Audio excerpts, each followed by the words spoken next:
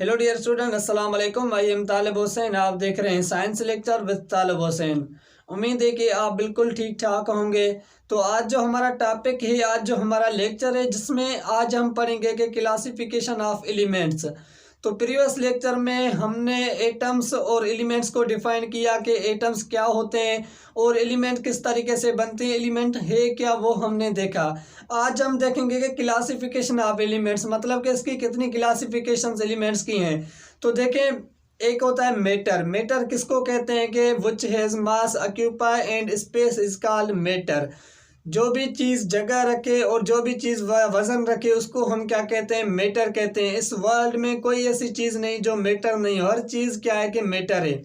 उसके बाद मैटर की जब हम क्लासिफिकेशन करते हैं तो वो दो हिस्सों में बांट देते हैं। एक होता है, यहाँ से देखें, मैटर, ठीक है। अब मैटर के दो हिस्से होते हैं, एक होता है उसका मिक्सचर,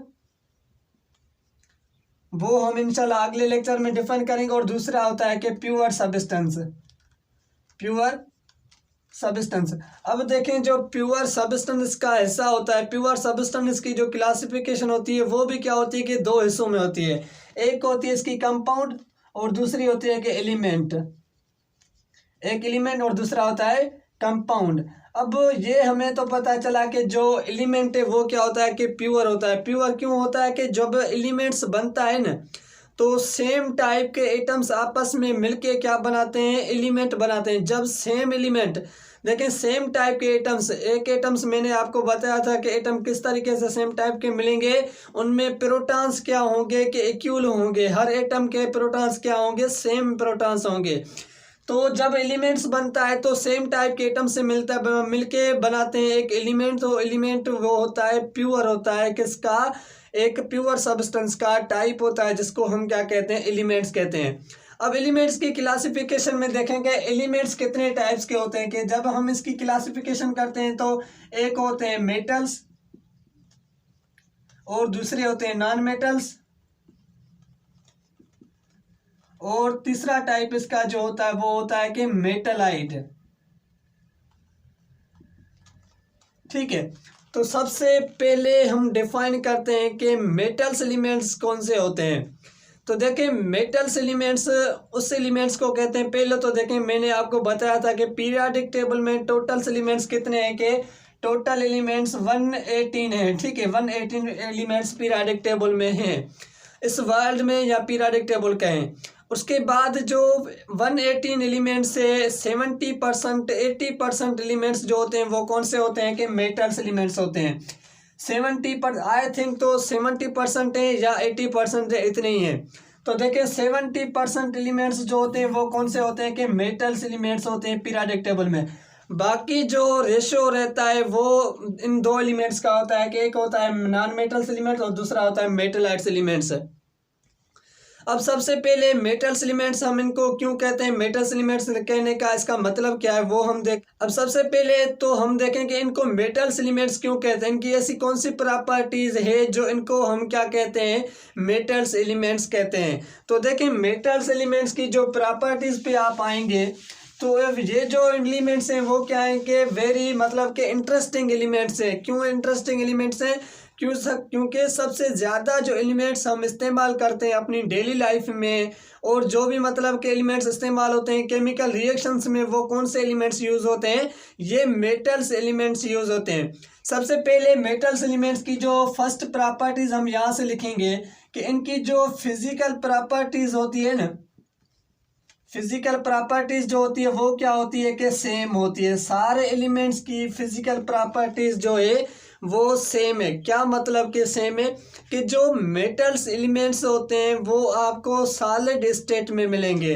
किस स्टेट में मिलेंगे, आपको सॉलिड स्टेट में मिलेंगे। सॉलिड स्टेट में देखें, मैंने आपको बताया था कि जो एलिमेंट्स होते हैं वो आपको 3 स्टेट में मिलते हैं। एक तो वो आपको गैसेस स्टेट में मिलेंगे, लिक्विड स्टेट में मिलेंगे एंड सॉलिड स्टेट्स में मिलेंगे।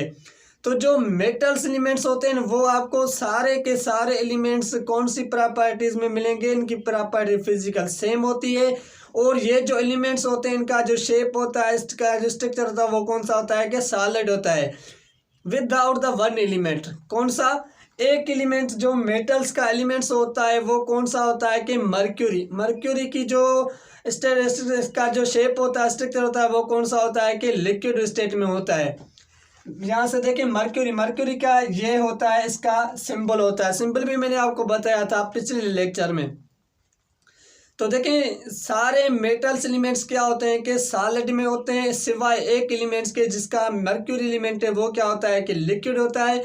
ये डिपेंड करता है रूम टेम्परेचर पे। अगर जो टेम्परेचर ज़्यादा होगा तो ये क्या हो जाता है कि लिक्विड हो जाता है। अगर टेम्परेचर कम करेंगे तो ये क्या हो जाता है कि सॉलिड हो जाता है। अब देखिए जो आप थर्मामीटर यूज़ करते हैं, थर्मामीटर मैं आपको यूजेस में इसके एलिमेंट्स के बताऊंगा, लेकिन फिर भी बता कि जो थर्मामीटर यूज़ करते हैं, थर्मामीटर में जो लिक्विड होता है वो कौन सा होता है, ये मर्क्यूरी का होता है। तो उसके बाद इसकी मेटल्स एलिमेंट्स की सेकंड प्रॉपर्टीज पे चलते हैं कि सेकंड प्रॉपर्टीज की कौन सी है। इट कैन बी मोल्डेड, या आप इसको मेलेबल भी कह सकते हैं या मोल्डेड भी कह सकते हैं। इसका क्या मतलब है, तो देखें जो मेटल्स एलिमेंट्स हैं ना, इनको हम प्रेस करके, इनको हम हीट देकर, इनको हम क्या करते हैं कि इनकी स्टेट से चेंज करते हैं। किस तरीके से चेंज करते हैं, तो देखें अगर हम क्या करेंगे, इनको प्रेस करेंगे या हम इनको हीट देंगे तो मेटल्स एलिमेंट्स जो होते हैं वो अपनी प्रॉपर्टीज से, वो अपने स्ट्रक्चर से क्या हो जाते हैं कि चेंज हो जाते हैं। किस तरीके से, आप एग्जांपल देख लें कि जो आयरन होता है, जो लोहा होता है, लोहे को हम क्या करते हैं कि हीट देते हैं।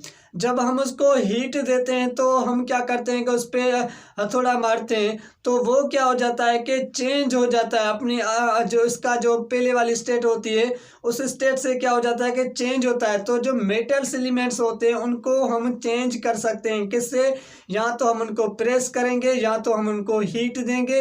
हीट देने के बाद क्या होता है कि ये चेंज हो जाता है।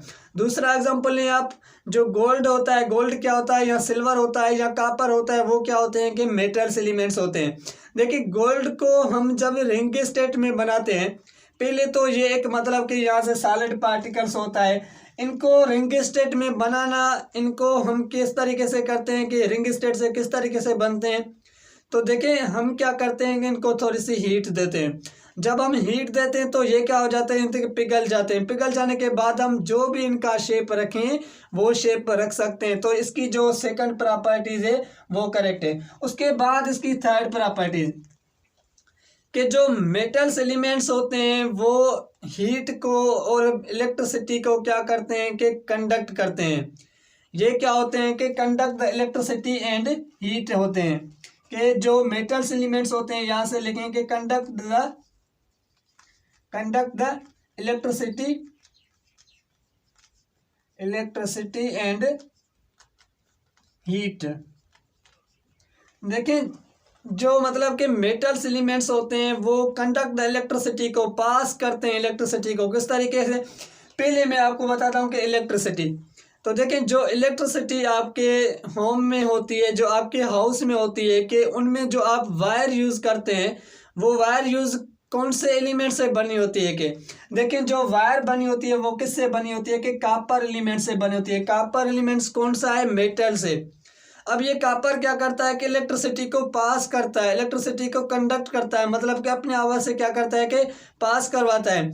तो ये क्या होता है कि इलेक्ट्रिसिटी का कंडक्ट होता है। और हीट को किस तरीके से पार करते हैं, तो देखें जो आप जो इस्तेमाल करते हैं जब आप सब्ज़ी पकाते हैं तो उसमें जो आप देखें, जो आप सब्ज़ी पकाने के लिए हंडियाँ यूज़ करते हैं और उसके बाद वो जब आप चूल्हे पे रखते हैं तो वो क्या हो जाते हैं कि गर्म हो जाते हैं। वो क्या हो जाते हैं कि गर्म हो जाते हैं। क्यों गर्म हो जाते हैं, क्योंकि वो मेटल्स एलिमेंट्स की बनी हुई है, इसलिए वो इलेक्ट्रिसिटी को, हीट को क्या करते हैं कि क्रॉस पास करते हैं अपने आपस से।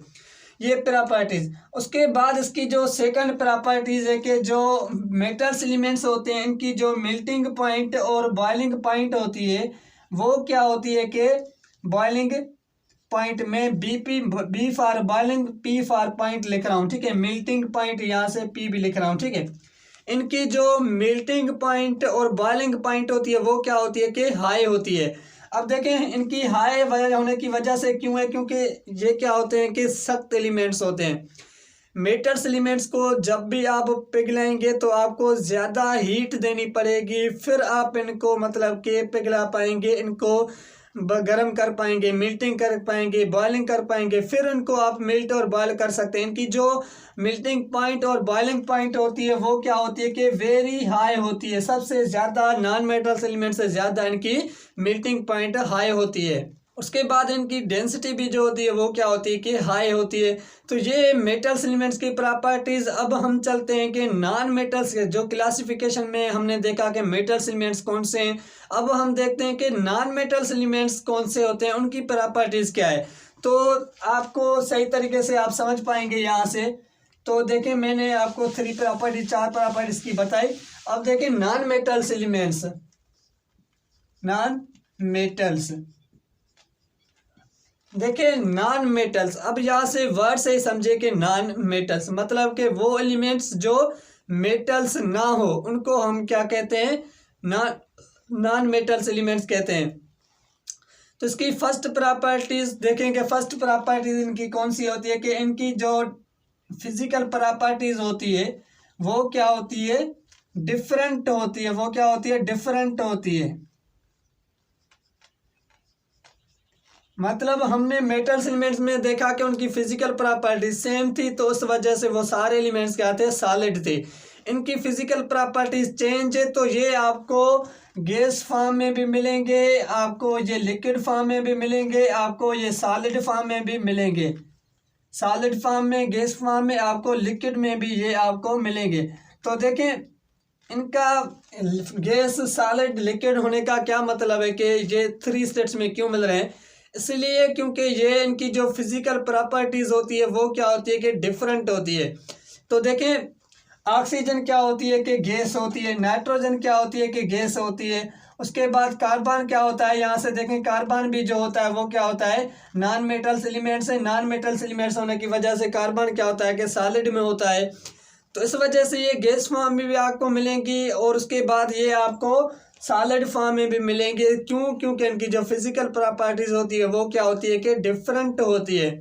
उसके बाद इसकी जो सेकंड प्रॉपर्टीज पे आप देखेंगे, सेकंड प्रॉपर्टीज इनकी कौन सी है कि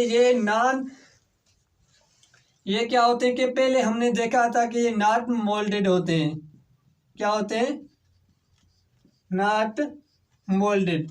इसका क्या मतलब कि देखें जो ये एलिमेंट्स होते हैं ना, इनको हम मतलब कि चेंज नहीं कर सकते।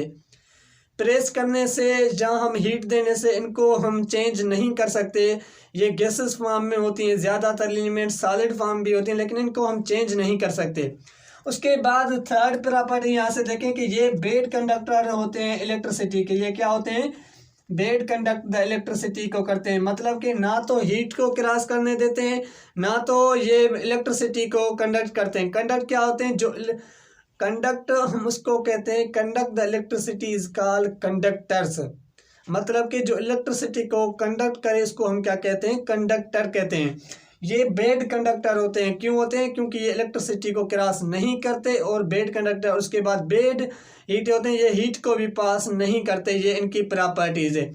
उसके बाद फोर्थ प्रॉपर्टीज के इनकी जो मेल्टिंग पॉइंट होती है और बॉइलिंग पॉइंट जो होती है ना, वो क्या होती है कि लो होती है। लो किससे होती है कि मेटल्स एलिमेंट्स से इनकी प्रॉपर्टीज क्या होती है कि लो होती है। तो ये होते हैं एलिमेंट्स। और उसके बाद फोर्थ प्रॉपर्टीज आपको बताऊंगे, जो हमने देखा कि इनकी जो डेंसिटी होती है वो भी क्या होती है कि लो होती है। तो ये होते हैं नॉन मेटल्स एलिमेंट्स। उसके बाद है कि मेटलाइट्स एलिमेंट्स। मेटलाइट्स एलिमेंट्स हम किसको कहते हैं, मेटलाइट एलिमेंट्स। तो मेटलाइट्स एलिमेंट्स हम उनको कहते हैं कि थर्ड यहाँ से हमारे पास क्लासिफिकेशन है। मेटलाइट्स एलिमेंट्स उनको कहते हैं जो मेटल्स एलिमेंट्स की भी जो प्रॉपर्टीज दिखाएं और नॉन मेटल्स की जो प्रॉपर्टीज भी दिखाएं, उनको हम क्या कहते हैं, मेटलाइट्स एलिमेंट्स। मतलब कि 50% मेटल 50% नॉन मेटल, ऐसे एलिमेंट्स जो मेटल्स की भी प्रॉपर्टीज दिखाएं, नॉन मेटल्स एलिमेंट्स की भी प्रॉपर्टीज दिखाएं, उनको हम क्या कहते हैं, मेटलाइट कहते हैं। कौन से एलिमेंट्स होंगे, तो देखें बोरान क्या होता है कि मेटलाइट्स एलिमेंट्स होता है। ये फिजिकल इनकी जो प्रॉपर्टीज होती है वो नॉन मेटल्स की भी होती है, मेटल्स की भी होती है। और जो सिलिकॉन होता है वो भी क्या होता है कि मेटलाइट्स एलिमेंट्स होता है, इनकी फिजिक इनकी प्रॉपर्टीज मेटल्स की भी नॉन मेटल्स की भी ये होते हैं। और फोर्थ टाइप के एलिमेंट्स होते हैं पीरियोडिक टेबल में, जिसको हम क्या कहते हैं, नोबल गैसेस एलिमेंट्स, जिसको हम क्या कहते हैं, मैं यहां से लिख रहा हूं नोबल गैसेस एलिमेंट्स, नोबल